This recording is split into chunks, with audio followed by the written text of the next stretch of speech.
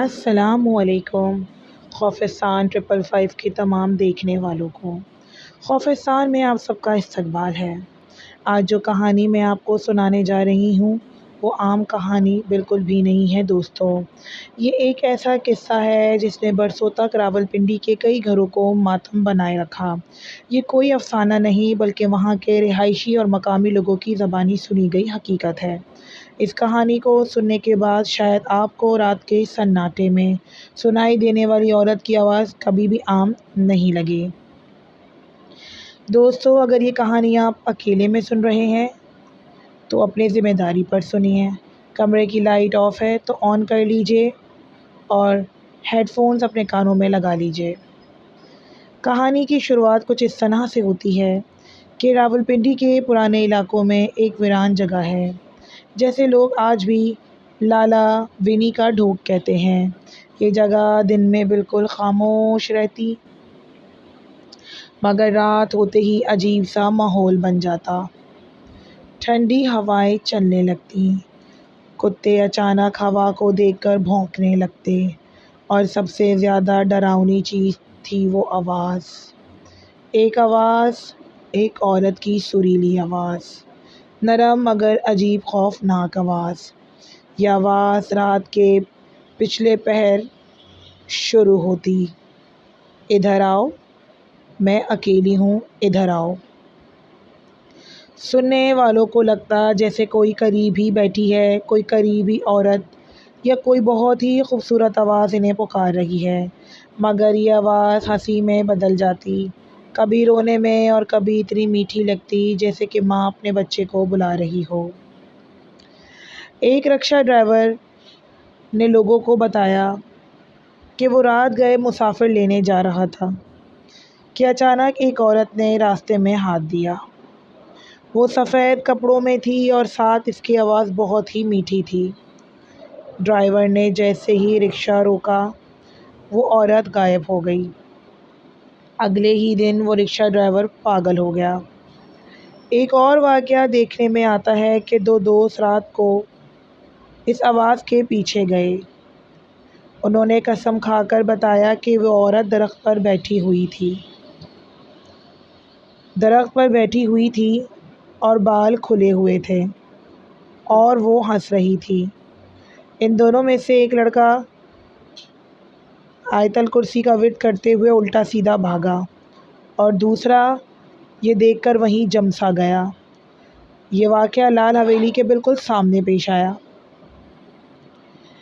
جو بھاگ گیا تھا وہ کچھ دن تک اس طرح سے رہا جیسے اس نے نہ جانے کیا دیکھ لیا ہو، اور وہ دوست جو وہاں سے بھاگا ہی نہیں تھا، صرف جم سا گیا تھا، وہ اس طرح سے دنیا سے آج کی تاریخ تک غائب ہی ہے۔ دوستو، لوگوں نے کئی سارے بیانات ہمیں بتائے۔ لوگ کہتے ہیں کہ لالا وانی کسی کو سیدھا مارتی نہیں ہے، وہ پہلے اپنی آواز سے جادو کرتی ہے۔ وہ بلاتی ہے، قریب لاتی ہے، پھر اپنے خوشبو سے مدہوش کرتی ہے۔ جب شکار بالکل قریب آ جاتا ہے تب وہ اس کے سینے پر چڑھ کر سانس روک دیتی ہے۔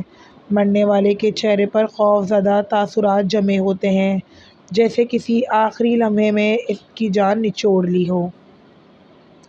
بہت سارے واقعات بہت سارے لوگوں نے بتائے۔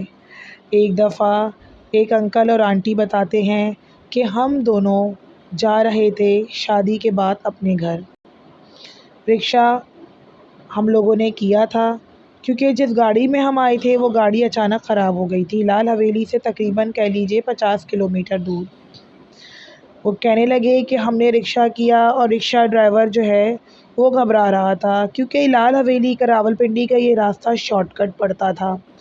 تو انکل نے کہا کہ فالتو باتیں نہیں کرو، نکلو یہاں سے، اور تم اکیلے نہیں ہو، میری پوری فیملی اور بچے اور میری بیوی اور میں تمہارے ساتھ ہوں۔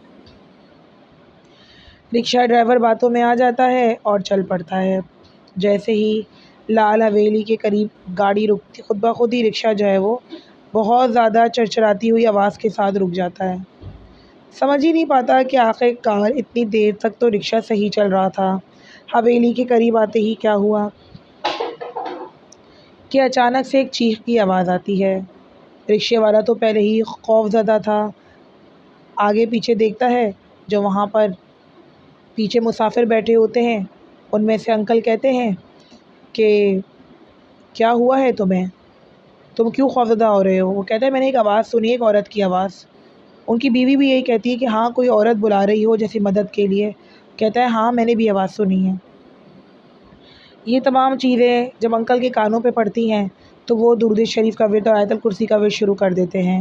اتنی ہی دیر میں رکشہ سٹارٹ ہو جاتا ہے، لیکن اس خاندان کافی مہینوں تک پریشان رہتا ہے کیونکہ ان کے جو 2 بچے ہوتے ہیں ان دونوں بچوں کو کافی دیر تک بخار رہتا ہے، کافی مہینوں تک بخار رہتا ہے، بخار صحیح نہیں ہو پاتا، کافی علاج کروانے کے باوجود دم وغیرہ سے وہ بچے ٹھیک ہوتے ہیں کیونکہ عورت نے بچوں کے اوپر اپنی خوشبو سے کچھ کیا تھا یا کیا تھا۔ لیکن لال حویلی راولپنڈی کی ایک سچی داستان ہے۔ دوستو لالا ولی کون تھی؟ کہتے ہیں کہ یہ عورت اصل میں ایک ڈانسر تھی جو انگریز دور میں راولپنڈی کے بڑے افسران کے سامنے ناچتی اور گاتی تھی۔ اس کا حسن اور آواز اتنی مشہور تھی کہ لوگ دور دور سے اسے دیکھنے آتے۔ مگر ایک رات اس کے ساتھ ایسا ظلم ہوا کہ اس کی جان لے لی گئی۔ اسے بری طرح مار کر ایک درخت کے نیچے دفنا دیا گیا۔ وہ درخت آج بھی اس ویرانے میں کھڑا ہے۔ اس دن کے بعد سے اس کی روح سکون نہیں پا سکی ہے۔ اب بھی وہ اپنی آواز کے جادو سے لوگوں کو اپنی طرف بلاتی ہے اور جو بھی اس کے پاس جاتا ہے نہ جانے کہاں غائب ہوتا ہے، پتہ نہیں چلتا۔ کہتے ہیں کہ لالا ونی کسی کو سیدھا مارتی نہیں، ہمیشہ اپنے آواز کے جادو سے لوگوں پر جادو کرتی ہے۔ لوگ آج بھی راولپنڈی کے اس علاقے میں رات کو اکیلے نہیں نکلتے۔ مقامی بزرگ کہتے ہیں کہ اگر کسی کو عورت کی آواز سنائی دے تو وہ فوراً قرآن کی آیت پڑھ کر اپنے اوپر دعاؤں کا حصار کرے اور واپس سے الٹے قدم دوڑ کر بھاگے اور دوڑ لگا دے، ورنہ عورت آپ کو کبھی نہیں چھوڑے گی۔ دوستو یہ کچھ ایسے واقعات ہیں انسان کے زندگی میں جسے سپر نیچرل طاقت بھی کہا جاتا ہے۔ اگر آپ کبھی راولپنڈی کے پرانے اور ویران علاقوں میں جائیں اور کسی عورت کی آواز سنیں جو آپ کو بار بار بلا رہی ہو تو یاد رکھیں یہ عورت عام عورت نہیں ہے بلکہ یہ وہی لالا ونی ہے جو کہ لوگوں کو بلاتی ہے اور اپنے ساتھ لے جانے کی بہت کوششیں کرتی ہے۔ کچھ لوگ کہتے ہیں کہ کچھ کیا ہوا جادو ہے، کچھ کہتے ہیں عملیات کا اثر ہے، لیکن حقیقت یہی ہے کہ یہ ایک جناتی اثرات ہیں جو کہ کیونکہ اگر آپ نے نوٹ کیا ہو تو لال حویلی بہت زیادہ پیڑوں کے درمیان گھری ہوئی ہے۔